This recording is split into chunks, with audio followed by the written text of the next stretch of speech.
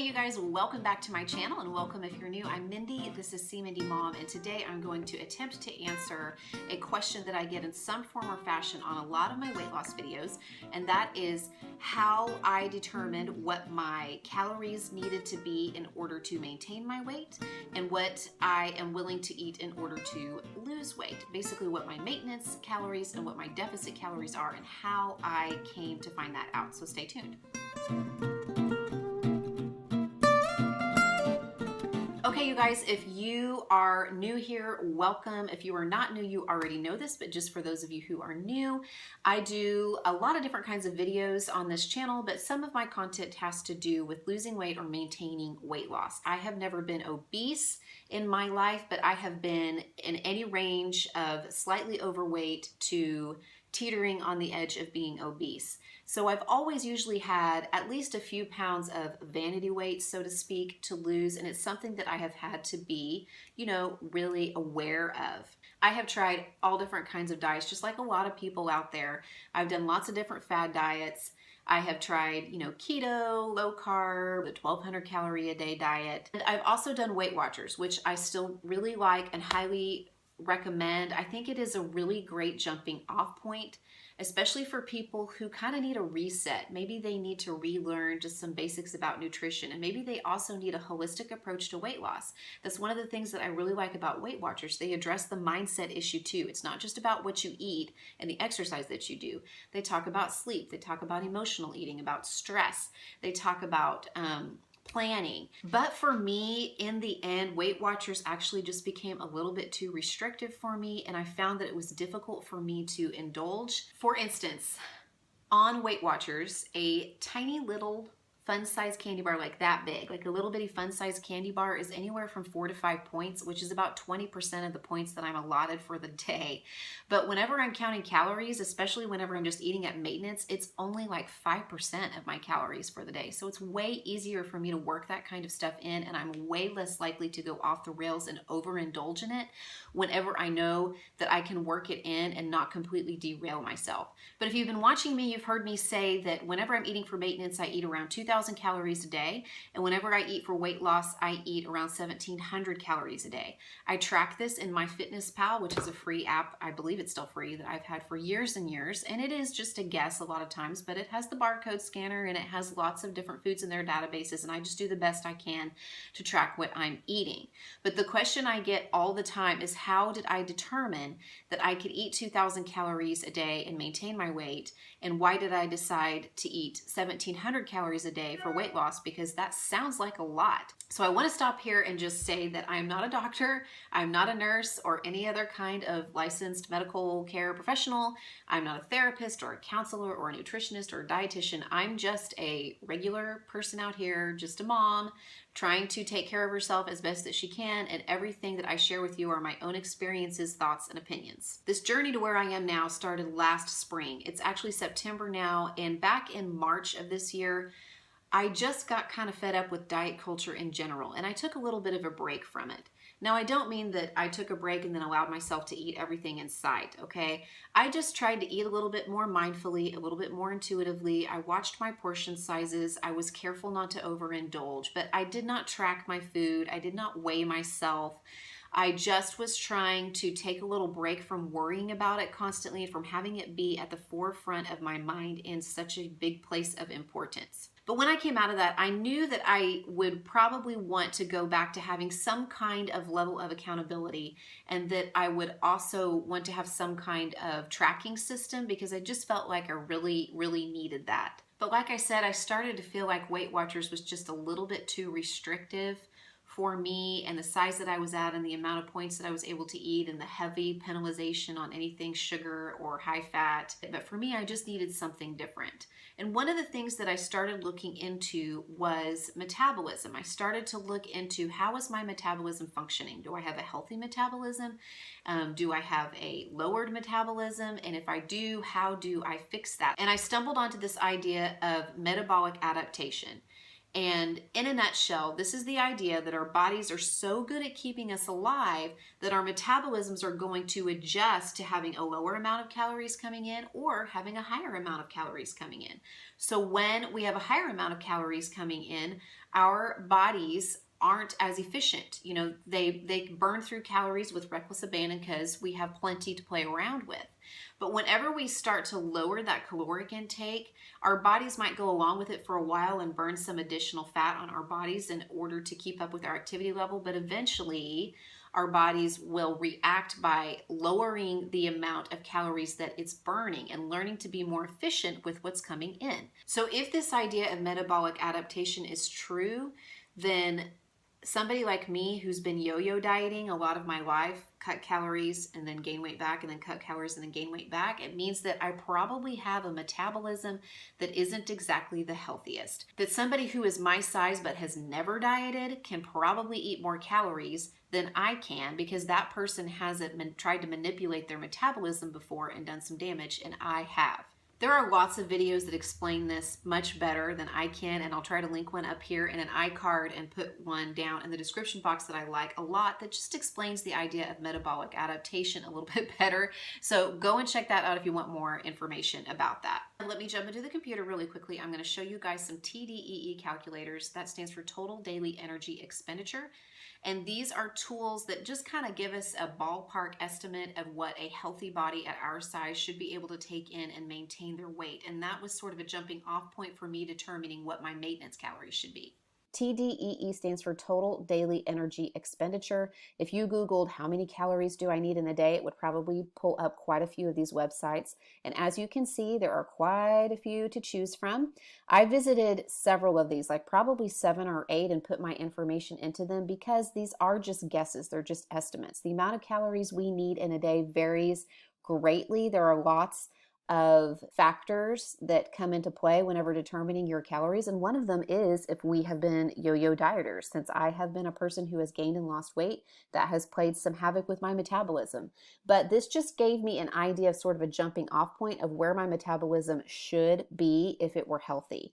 And these calculators generally ask for a lot of the same information. Some of them ask for a little more, some a little less, but typically they need your age, your gender, your current weight, your height, and your activity level. So this is the part that is really adjustable. This is what's called your NEAT, your non-exercise activity thermogenesis, which is just your basic stuff during the day.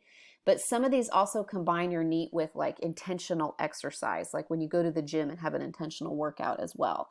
So here is what it would tell me I need to eat in a day to maintain my weight if I am a light exerciser, like 1 to 3 times a week, get out, get a walk, do just kind of some basic light day-to-day movement. It says 1,879 calories is about what I would need in order to maintain my weight of 150 pounds. If I change this to moderate exercise and recalculate it, it's going to give me a little bit of a higher number. It's going to tell me that 2,118 calories is an estimate of what I would need to eat in a day in order to maintain that 150 pounds. So here's another one. Again, I put all my stats in here, and this one gives me my BMR. It estimates my BMR. That's my basal metabolic rate. Some people call it your resting metabolic rate. And these are the calories that I would need if I was doing absolutely nothing, if I was in bed all day, if I was in a coma. My body would need this amount of calories just to keep basic bodily functions happening, keep my heart beating and my liver and kidneys functioning and my brain working, even if I was in a coma. That is what it would need to do that without having to refer to fat stores, without losing weight. It would need this amount of calories. And I just want to point out here that it says that my body needs 1,368 calories, thereabout. That's an estimate. Think about that arbitrary 1,200 calorie a day number that we have been given for weight loss. I know I've heard that many times, probably going all the way back to high school, maybe even junior high. You should eat 1,200 calories a day if you want to lose weight. Well, that is actually lower than my basal metabolic rate. So that's kind of crazy to think about. This is the part down here, the activity level, that's adjustable for us. And we have to kind of think about, okay, how active am I? So if I am only lightly active, it's 1,881 calories it estimates I need in a day in order to maintain my weight. And if I'm moderately active, 2,120 calories in a day. So this one's very similar to the previous one. So here's another one from salerabbit.com. It just looks a little different, and it actually goes into a lot more depth if you wanted to put how much you want to lose or gain, what your calorie deficit should be, all of that kind of stuff. It allows you to play around, and it gives us a few more activity levels. So if I was choosing that slightly active, it does estimate my BMR to be pretty close to what the previous calculator said. But if that slightly active level, again, 1,879 calories, it estimates I would need in a day to maintain my weight of 150 pounds. And here's the moderately active, again, 2,118 calories a day to maintain my weight. But it's got one in between. It's 2 to 3 days a week of light jogging or walking 5 to 7 days a week. That's a pretty good fit for me because I walk most days and I'm starting to get a decent workout in a couple days a week. And it estimates that my TDEE, total daily energy expenditure, would be 1,947 calories. So that's interesting right there. Here is one more. Again, I put all my stats in here. This is just the method it's using to determine this. And here is what it says I need for low activity, 1,965. So this one's a little bit higher than the low activity of the previous calculators I showed you. And it's showing my BMR is a little bit higher as well. And then if I change this to medium activity, and recalculate it, it's giving me 2,215 calories a day, 1,429 calories a day for my BMR. So this just gives you an idea of how it varies. Again, I visited several of these just to give myself an idea of the range, just to give myself a range of calories to start experimenting with that these calculators say a normal functioning body would need in a day to maintain. And once I was able to figure out where my maintenance should be and kind of help my body work back towards that, then I knew that I would only need a little bit of a deficit to lose weight. I could start playing around with that deficit, but not do anything too drastic because like I said, dropping down too low would drop me below this BMR, and I don't believe that that's very good for me. Okay, so as you saw, I visited lots of different calculators, and the range that I kept coming up with was somewhere between 1,850 and 2,200 calories. And so I decided that I would start somewhere in the 1,900 to 2,000 calorie range. I would track my calories and I would just see what my body does. And I found that when I went a few days eating kind of closer to 1,900 calories, the scale maybe dipped down just a tad. And whenever I ate closer to 2,000 calories, the scale kind of evened out. Let me also add that if I was coming straight off of a diet, especially a really restrictive diet calorically, I think that my weight would have had to climb a little bit before it stabilized. But because I took that dieting break and I sort of ditched diets in general and just ate mindfully, my body had already kind of had that bounce back. I gained about 5 pounds or so during that time whenever I wasn't tracking and I was just eating mindfully and, not really worrying about it. And so I feel like my weight kind of had already made that jump, going from being in a diet mentality to not being in a diet mentality. So I suspect that some people coming from like a really low caloric intake and then trying to jump up to maintenance calories immediately would probably see a little bit of a weight gain before their weight evened out, so they would have to give it some time. But some people try to minimize that by doing what's called reverse dieting, meaning if they're eating down here and they want to get to up here, they actually only increase their calories by maybe 50 to 100 calories for a week or two, and then increase 50 to 100 calories more for another week or two, and they kind of slowly climb up to that caloric intake that they want to be at in order to minimize the weight gain. I've heard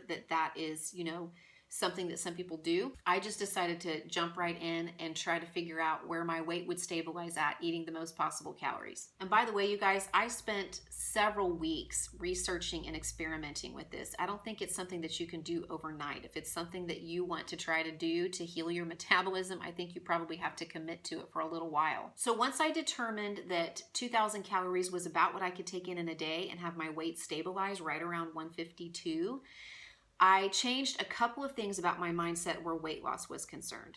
I decided that I was not going to create huge, drastic deficits. I was not going to undo all the work I'd done trying to get my metabolism revved back up by dropping back down to this low caloric intake that would just shock my body and eventually make my metabolism drop back down again. I decided that I would just do like a 10 to 15% calorie cut. So that would be around 1,700 to 1,800 calories a day, and allow the weight to come off just a little bit at a time. Secondly, I decided I was going to cycle through short periods of eating at a deficit with a few days of eating maintenance calories, even when I'm in this weight loss mode.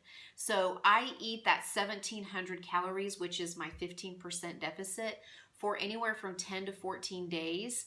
And then I try to jump back up to maintenance for a day or two, a weekend, maybe even a week, in order to keep my body guessing. I don't want it to adjust my metabolism down to that 1,700 calories. I want my maintenance calories to stay at 2,000. So that whenever I'm eating at 1,700, my body is burning just a little bit of the excess weight at a time, but then I'm gonna jump back up pretty quickly to those maintenance calories, so it knows that this deficit is not forever, it's just short term, and it's perfectly okay to burn some of the excess weight that I'm carrying around. Does that mean that it's going to take me a lot longer to lose 10 pounds? Yes. But first off, it's going to be a little easier because with that high of a caloric goal, even eating at a deficit, I'm still going to be able to work in a lot of things that I want to eat and keep my portion sizes pretty decent.